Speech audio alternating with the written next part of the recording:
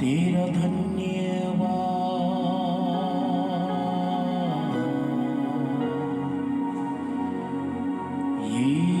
यीशु राजा,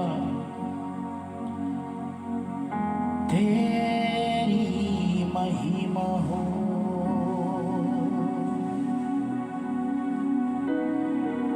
शियांगला बलागा तेरे बिरे बिरे बिरे बिरे रीमा मामा मामरो शगला बलागा तेरे बिरे बिरे बिरे पवित्र पवित्र पवित्र पवित्र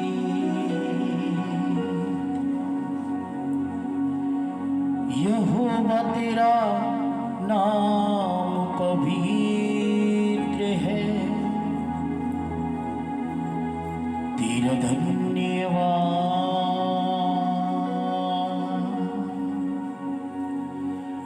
यीशु, तेरी कृपा तेरी कृपा तेरी कृपा। पवित्र आत्मा, हम आपका धन्यवाद करते हैं। और पवित्र आत्मा, आज आप अपने प्रियजनों से बात करने जा रहे हैं और जिस संदेश को लोगों तक पहुंचाना चाहते हैं वो संदेश हमारे होठों से होकर लोगों तक पहुंचने पाए। आइए और हमसे बातचीत करिए। यीशु के नाम में पिता, हम एक एक लोगों को तेरे हाथों में देते हैं। जितने मुझे देख रहे हैं, सुन रहे हैं, आज का ये संदेश उनके जीवनों में अद्भुत कार्य करने पाए, बहुतायत से उनके जीवन में आशीषों को ले आए। यीशु मसीह कृपा करो। धन्यवाद यीशु मसीह के नाम में, आमीन। सालों में एवरीवन,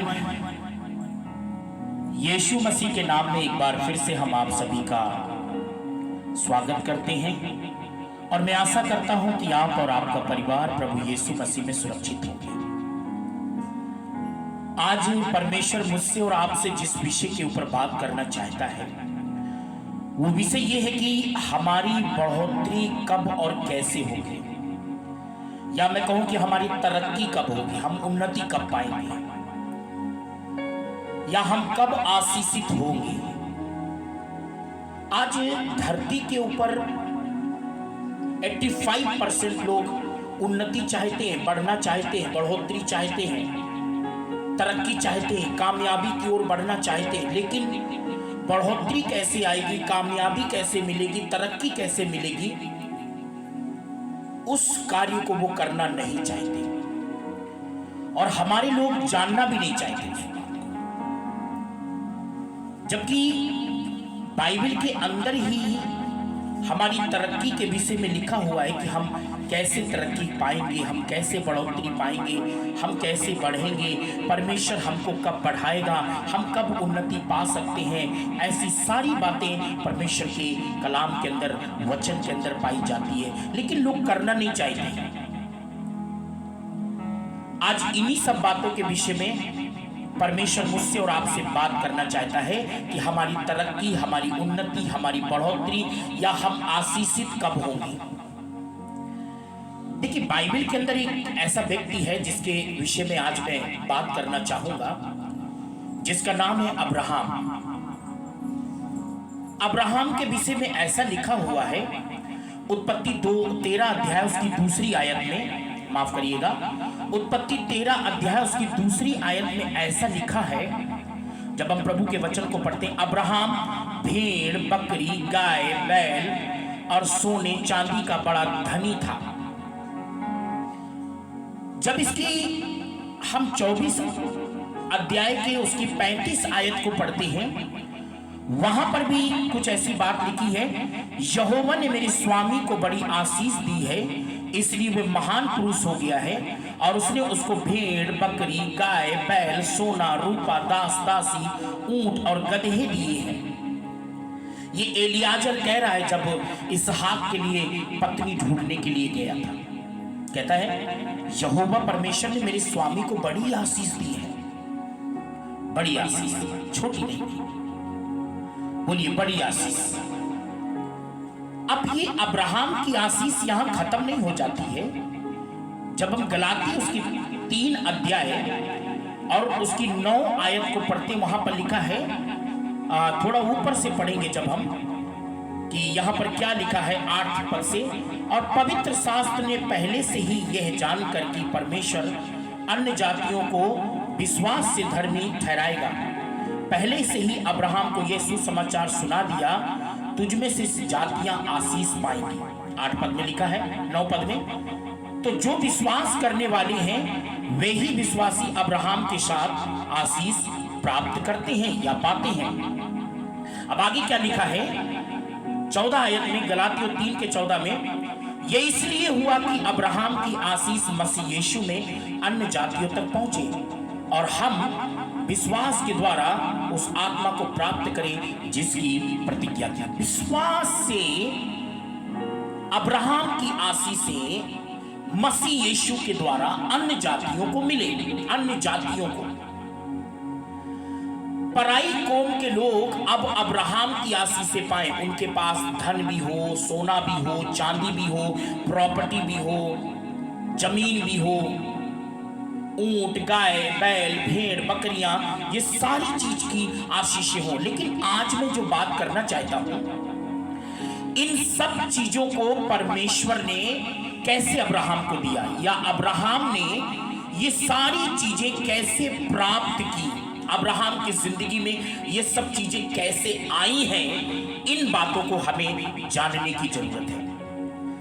जब हम उत्पत्ति की पुस्तक उसकी 14 अध्याय 18 से 20 आयत तक पढ़ेंगे, वहां पर प्रभु का वचन कहता है, तब सालेम का राजा मल्कीशेदक, जो परम प्रधान परमेश्वर का याजक था, रोटी और दाख मधु ले आया और उसने अब्राहम को यह आशीर्वाद दिया, परम प्रधान परमेश्वर की ओर से, जो आकाश और पृथ्वी का अधिकारी है, तू धन्य हो और धन्य है परम प्रधान परमेश्वर जिसने तेरे द्रोहियों को तेरे वश में कर दिया। तब अब्राहम ने उसको सब चीजों का 10वां अंश दिया। अब मैं यहां बात करूंगा सालेम की राजा की, और अब्राहम उसको 10वां अंश दे रहा है, 10वां अंश। अच्छा, कुछ बुद्धिजीवी लोग जो है ना, कुछ महान प्रचारक लोग जो अपने आप को बहुत बड़े ज्ञानी और बुद्धिमान समझते हैं, उनका ये कहना है कि नया नियम के अंदर 10वां अंश नाम की कोई चर्चा ही नहीं है, और 10वां अंश के विषय में न्यू टेस्टमेंट के अंदर लिखा ही नहीं है, कहा ही नहीं गया, और नया नियम के अंदर है ही नहीं, इसलिए हम देते नहीं है। इसीलिए वो बहाना मारते हैं ताकि उनको देना ना पड़े। अच्छा देखिए, जो अपना हर महीने 10वां अंश ईमानदारी से प्रभु को देता है अपनी कमाई का, मैं आपको सच बताता हूं कि अब्राहम के समान वो अपनी जिंदगी में उन्नति करता चला जाएगा।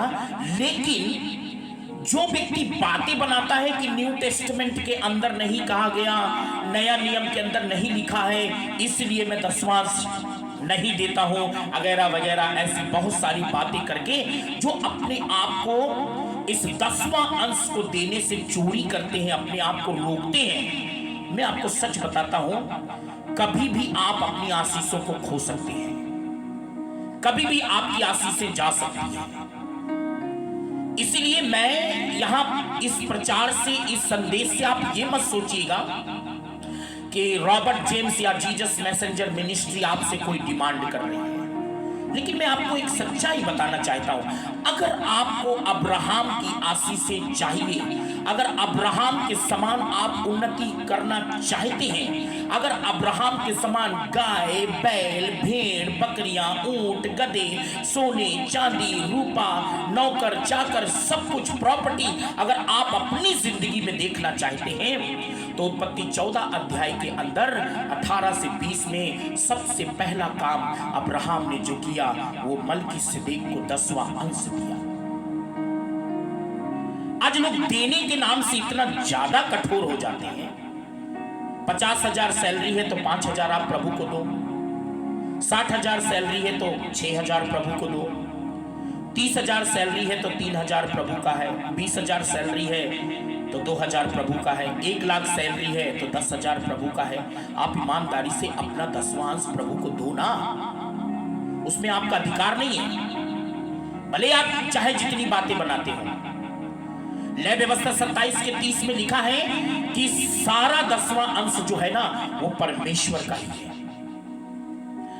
आज लोग कहते हैं इस कलीसिया में मांग रहे, उस कलीसिया में मांग रहे, इधर मांग रहे, वहां मांग रहे, वो मांगते हैं। आपको पता है अगर आप ईमानदारी से चुपचाप देते रहे ना तो कभी भी किसी भी अगुवे को जरूरत के लिए मांगना ना पड़े। आप देते नहीं है इसीलिए बार बार कहना पड़ता है हमको साउंड सिस्टम चाहिए, हमको दरी चाहिए, हमको चर्च की सामान लेना है, हमको ये करना है, वो करना है। देते ही तो नहीं है।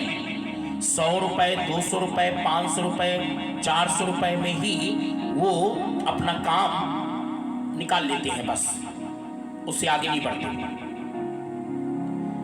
अब यहां पर बात यह है कि सालेम का राजा कौन है। जब हम न्यायों की पुस्तक उसकी 6 अध्याय और उसकी 24 आयत को पढ़ते हैं वहां पर ऐसा लिखा है, प्रभु का वचन कहता है, तब गिदोन ने वहां यहोवा की एक वेदी बनाकर उसका नाम यहोवा सालोम रखा। वह आज के दिन तक अबीएजरियों के ओपरा में बनी है। गिदोन ने एक वेदी बनाई और उसका नाम रखा यहोवा सालोम। हम सालेम की राजा की बात कर रहे हैं जिसको अब्राहम ने 10वां अंश दिया। आज मैं उसी सालेम के राजा की बात करना चाहता हूं। सालेम का राजा कोई और नहीं है मेरे प्रियो। बाइबल के अंदर जो लोग इस बात को कहते हैं कि नया नियम के अंदर 10वां अंश के विषय में लिखा ही नहीं है, आज वो ध्यान से इस संदेश को सुने और बहुत ध्यान से इस संदेश को सुनकर आप अपने आप को जांचे भी।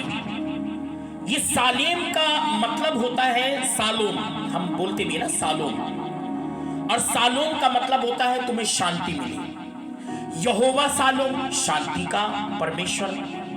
अब यशायाह उसकी 9 अध्याय, जब यशायाह उसकी 9 अध्याय और उसकी हम 6 आयत को पढ़ते तो वहां पर लिखा है, क्योंकि हमारे लिए एक बालक उत्पन्न हुआ, हमें एक पुत्र दिया गया है और प्रभुता उसके कांधे पर होगी और उसका नाम अद्भुत युक्ति करने वाला, पराक्रमी परमेश्वर, अनंत काल का पिता और शांति का राजकुमार। ये शांति का जो राजा है, ये शांति का जो राजकुमार है, इसी का नाम है यहोवा सालोम। और थोड़ा मैं और क्लियर करूंगा कि ये सालेम का राजा कौन है, ताकि थोड़ा सा और क्लियर हो जाए। ठीक है, थोड़ा सा क्लियर करूंगा ताकि आपके अंदर से गलत फहमी निकल जाए कि आखिर में ये सालेम का राजा कौन है जिसको अब्राहम 10वां अंश दे रहा है। यहां पर भजन संहिता 110 और उसकी 1 से 4 में लिखा है, मेरे प्रभु से यहोवा की यह वाणी है, तू मेरे दाहिनी ओर बैठ, जब तक कि मैं तेरे शत्रुओं को तेरे चरणों की चौकी ना कर दूं। वाह वाह वाह वाह। तेरे पराक्रम का राजदंड यहोवा सिय्योन से बढ़ाएगा, तू अपने शत्रुओं के बीच में शासन कर, तेरी प्रजा के लोग, वाह वाह, तेरे पराक्रम के दिन स्वेच्छा बलि बनते हैं, तेरे जवान लोग पवित्रता से शोभायमान हो और भोर के गर्भ से जन्मी हुई ओस के समान तेरे पास है। यहोवा ने शपथ खाई है, न पछताएगा, तू मलकीसिदक की रीति पर सर्वदा का याजक है। अब पिता की दाहिनी ओर कौन बैठा है? जब हम इब्रानियों 10 का 12-13 और लूका 20 का 42 से 43 और इब्रानियों 7 का 17, इब्रानियों 7 का 21, जब हम ये पढ़ते हैं तो जो सनातन काल का जो याजक है, ये मलकीसिदक जो पिता की दाहिनी ओर बैठा है, ये कौन है? किसको यहां पर दिखाया जा रहा, बताया जा रहा है, जिसको अब्राहम 10वां अंश दे रहा है। आपको मालूम है वो कौन है? आइए हम चलें उसके विषय में जानें। इब्रानियों की पत्री उसके 7 अध्याय और उसकी पहली आयत से 10 आयत तक हम पढ़ेंगे। वहां क्या लिखा है?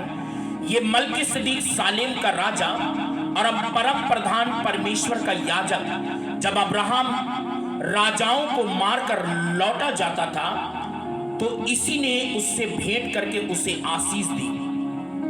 इसी को अब्राहम ने सब वस्तुओं का 10वां अंश दिया।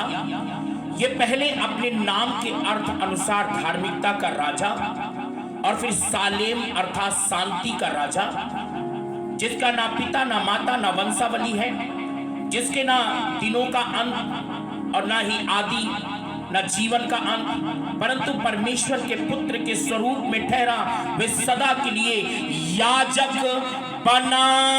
यहां पर परमेश्वर का वचन कहता है यीशु मसीह ही सनातन काल का याजक है और यीशु मसीह ही मल्कीसेदेक के रूप में है, और इसी को अब्राहम 10वां अंश दे रहा है। अब बताइए वो बुद्धिमान लोग जो कहते हैं कि न्यू टेस्टमेंट के अंदर 10वां अंश के विषय में नहीं लिखा। अब देखो, ध्यान से सुनो, अब इस पर ध्यान करो कि एक ऐसा महान था जिसे कुलपति अब्राहम ने अच्छे से अच्छे माल की लूट का 10वां अंश दिया। लेवी की संतान में से जो याजक का पद पाते हैं उन्हें ये आज्ञा मिली है कि लोगों अर्थात अपने भाइयों से, चाहे वे अब्राहम ही की देह से क्यों ना जन्मे हो, व्यवस्था के अनुसार 10वां अंश ले।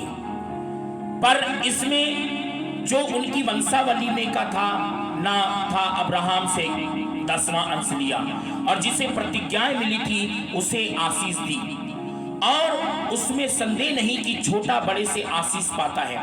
और यहाँ तो मरणहार मनुष्य 10वां अंश लेते हैं, परंतु वहां वही लेता है जिसकी गवाही दी जाती है वह जीवित है। तो हम ये भी कह सकते हैं कि लेवी ने भी जो 10वां अंश लेता है अब्राहम के द्वारा 10वां अंश दिया, क्योंकि जिस समय मल्कीसेदेक ने उसके पिता से भेंट की उस समय वह अपने पिता की देह में था। अब 17 आयत में लिखा है यहाँ पर, क्योंकि उसके विषय में यह गवाही दी कि तू मल्कीसेदेक की रीति पर युगान युग का याजक है। और 21 आयत के अंदर ऐसा लिखा हुआ है परमेश्वर के वचन में, जब हम 21 आयत को, क्योंकि वे तो बिना शपथ याजक ठहराए गए, पर ये शपथ के साथ उसकी ओर से नियुक्त किया गया, जिसके विषय में कहा गया प्रभु ने शपथ खाई और उसमें फिर ना पछताएगा, तो युगान युग याजक है। जो भजन संहिता को हमने वो 110 के 4 को पढ़ा है, यहोवा ने शपथ खाई है और यीशु मसीह ही सनातन काल का याजक है। यीशु मसीह ही मल्कीसेदेक है, और अब्राहम ने उस मल्कीसेदेक को अर्थात परमेश्वर के पुत्र जो सनातन काल का याजक है यीशु मसीह, उसको 10वां अंश देके उसने अपनी जिंदगी में उन्नति को प्राप्त किया। आज देना नहीं चाहिए। अब्राहम ने गलती नहीं की, बढ़ोतरी तो चाहते हैं आज लोग, लेकिन बढ़ोतरी कैसे आएगी उस काम को करना नहीं चाहिए। और ऐसा तो है नहीं कि आप में से कोई कमाता नहीं, आप में से हर एक कमाते हैं, परंतु देना नहीं चाहिए। हमको देना चाहिए। हमको अपना 10वां अंश, अपनी कमाई का 10वां अंश, अपने समय का 10वां अंश हमको प्रभु को देना चाहिए। जब हम अपना 10वां अंश देते हैं तो मैं आपको सच बताता हूं, परमेश्वर अब्राहम के समान आपको बढ़ाना शुरू कर देगा, आपको उन्नति देना शुरू कर देगा, आपकी उन्नति होने शुरू हो जाएगी। लेकिन यदि आप बातें बनाते रहेंगे, वो मांगता है, ये मांगता है, वो डिमांड करते हैं, ये डिमांड करते हैं, मैं क्यों दूं, मैं किस लिए दूं, मैं नहीं दूंगा, मैं कमाता हूं, मेरी मेहनत से कमाता हूं, मेरा पैसा है। मेरे प्रियो, मैं आपको कहता हूं, जब अब्राहम को परमेश्वर ने बुलाया, ये बात बाइबल के अंदर है, उत्पत्ति 12 अध्याय को पढ़ लीजिए। अब्राहम ने अपनी जिंदगी को मरुभूमि बंजर जगह से शुरू किया, और बाइबल ऐसा बताती है कि अब्राहम से परमेश्वर ने कहा, नजर उठाकर देख, जहां जहां तक तुझे जगह दिखाई देती है, ये सब कुछ मैं तुझे और तेरे वंश को दे दूंगा। आपको मालूम है, जब हम उत्पत्ति की पुस्तक को पढ़ते हैं, उसकी 12 अध्याय को, जब उत्पत्ति की पुस्तक उसकी 12 अध्याय को पढ़ेंगे, वहां 12 अध्याय के अंदर एक बहुत अच्छी बात परमेश्वर का वचन कहता है। यदि आपको मालूम है या नहीं मालूम है तो ध्यान से सुन लीजिए कि 12 के 4 में प्रभु ने क्या कहा है। और मैं थोड़ा ऊपर से पढ़ना चाहूंगा, दूसरी आयत से पढ़ना चाहूंगा। और मैं तुझसे एक बड़ी जाति बनाऊंगा और तुझे आशीष दूंगा, और तेरा नाम महान करूंगा, और तू आशीष का मूल होगा, और जो तुझे आशीर्वाद दे उन्हें मैं आशीष दूंगा, और जो तुझे कोसे मैं उसे श्राप दूंगा। भूमंडल के सारे कुल तेरे द्वारा आशीष पाएंगे। अब्राहम की आशीषें अन्य जातियों के पास यीशु मसीह के द्वारा पहुंच जाए। जितने भी मुझे सुन रहे हैं, वो जितने भी अन्य जाति से आए हैं, अदर कास्ट से आए हैं, आप यीशु पे विश्वास करते हैं, आप यीशु मसीह को मानते हैं, यीशु को ग्रहण किया है, मैं आपको बताता हूं, अब्राहम के समान आप 10वां अंश देना बंद मत करिए और आप इतनी उन्नति करते चले जाएंगे, इतनी उन्नति करते चले जाएंगे, इतनी बढ़ोतरी करते चले जाएंगे कि आपकी उन्नति को लोग देखते रह जाएंगे। बाइबल के अंदर मुझे बहुत अच्छा एक वचन रहता है, giver always prosper. Giving hand, जो गिवर्स हैंड होते हैं, जो गिवर्स पर्सन, गिविंग पर्सन जो होते हैं, वो हमेशा उन्नति करते चले जाते हैं, बढ़ोतरी करते चले जाते हैं, आगे बढ़ते चले जाते हैं। आज लोग बढ़ोतरी तो चाहते हैं, उन्नति चाहते हैं, कारोबार बढ़ाना चाहते हैं, सब कुछ बढ़ता हुआ देखना चाहते हैं, लेकिन बढ़ोतरी किससे आएगी, बढ़ोतरी कैसे मिलेगी, इस बात को वो नहीं करना चाहते, इस बात को वो जानते भी नहीं है। अच्छा, कुछ लोग जानते हैं, वो करना नहीं चाहते, बातें बनाते हैं। अब आप देखिए, आपसे मैं पूछता हूं, आप एवरी मंथ कमाते हैं, एवरी मंथ प्रभु आपको देता है, एवरी मंथ आपको सैलरी मिलती है। अब आप ईमानदारी पे अपने दिल पे हाथ रख के आप जरा पूछिए कि जब आपको मिलता है तो क्या सच में आप ईमानदारी से सारा 10वां प्रभु को देते हैं या चोरी करते हैं? मैं आपको एक बात बताना चाहूंगा, ये स्ट्रिक्टली है, ये स्ट्रिक्ट तरीके से मैं आपसे बोल रहा हूं कि यदि आप अपना सारा 10वां अंश नहीं देते तो सब कुछ खोने में, स्टॉप होने में, बरकत जाने में, नुकसान होने में पता नहीं चलता कब क्या हो गया। अब्राहम तरक्की तब किया, अब्राहम को तरक्की क्यों मिली, अब्राहम को तरक्की कैसे मिली? वो सिर्फ एक ही बात कि उसने 10वां अंश दिया। आज परमेश्वर मुझसे और आपसे भी कहता है, यदि नहीं दिया तो इसी समय अपना 10वां अंश प्रभु के काम के लिए देकर देखिए। प्रभु का है, प्रभु को दो, और जो आपके पास बचता है उसको आप जिसको मर्जी लुटाओ, लेकिन जो 10वां अंश है वो परमेश्वर का है, उसको पवित्र रखो और परमेश्वर को दो, तब आपकी बढ़ोतरी होगी। आइए हम प्रार्थना करें। Holi God Jesus, hallelujah. मेरे पिता, तू महान है, तू दयालु है, तू अनुग्रहकारी है, तू कृपालु है पिता परमेश्वर। ओ सनातन काल की याजक मलकीसेदेक, जो मलकीसेदेक की रीति पर सनातन काल का याजक हमारा प्रभु यीशु मसीह, मैं तेरे सामने सजदा करता हूं, मैं तेरे सामने झुकता हूं, तुझे दंडवत करता हूं। उन ऐसे ज्ञानियों को, ऐसे उन बुद्धिमानों को जो अपने आप को बहुत ज्ञानी और बुद्धिमान समझते हैं और जो कहते हैं कि न्यू टेस्टामेंट के अंदर 10वां अंश के विषय में नहीं लिखा, इसलिए हम नहीं देते, उनको अकल दे, बुद्धि दे। और प्यारे पिता परमेश्वर, उनको पुराना नियम, नया नियम, ये जो रट्टा मारने की आदत है, उन सब चीजों से उनको बाहर निकालिए प्रभु, उनकी आंखें खोल दीजिए, क्योंकि संपूर्ण शास्त्र पवित्र आत्मा के द्वारा रचा गया है, लिखा गया है, और जितनी बातें पहले से लिखी वो हमारी ही शिक्षा के लिए लिखी है, ऐसा तेरा वचन कहता है। आंखें खोल दे प्रभु। जो लोग 10वां अंश की चोरी करते हैं और 10वां अंश चोरी करके जो संपूर्ण 10वां अंश को प्रभु को नहीं देते, उनकी आंखें खोल दे राजा, उनकी आंखें खोल दे, ताकि वो इस सच्चाई को जान जाए कि सच में जब मैं दूंगा, जिस प्रकार से जब अब्राहम ने दिया, क्योंकि उसने बरकत पाई इसलिए दिया। आप भी तो पाते हैं बरकत, आपको भी तो प्रभु बरकत दे रहा है, तो आप देना क्यों बंद कर देते हैं? यदि आप देने वाले हैं तो आप रिसीव करने वाले बनेंगे। यदि आप देते रहेंगे तो आपकी जिंदगी में आशीषें आती रहेंगी। यदि आप लगातार देंगे तो प्रभु भी आपको, आपकी जरूरतों को पूरा करेगा। आपकी प्रॉपर्टी बढ़ाएगा, आपके कारोबार को बढ़ाएगा, आपको उन्नति देगा, आपको तरक्की देगा। जैसे अब्राहम पृथ्वी पर महान पुरुष हो गया। बाइबल में भजन संहिता 37 के 22 में लिखा, जिसको यहोवा आशीष देता है वो पृथ्वी पर बढ़ोतरी करता चला जाता है, लेकिन जो श्रापित हो जाता है उसका नामो निशान मिट जाता है। अगर आप चाहते हैं कि प्रभु आपको आशीष दे, यदि आप चाहते हैं कि प्रभु आपको उन्नति दे, बढ़ोतरी दे, तो आप देना बंद मत करिए। ये वचन आपसे बात कर रहा है, मेरी बहन ये वचन आपसे बात कर रहा है, मेरे भाई ये वचन आपसे बात कर रहा है। आप अपने 10वां अंश अब्राहम के समान दीजिए, देना बंद मत करिए। और अब्राहम बढ़ा तो परमेश्वर पक्षपात नहीं करता। और हम कहते हैं अब्राहम का परमेश्वर, इसहाक का परमेश्वर, याकूब का परमेश्वर, और वो हमारा परमेश्वर तब बन जाएगा जब हम देने वाले बनेंगे।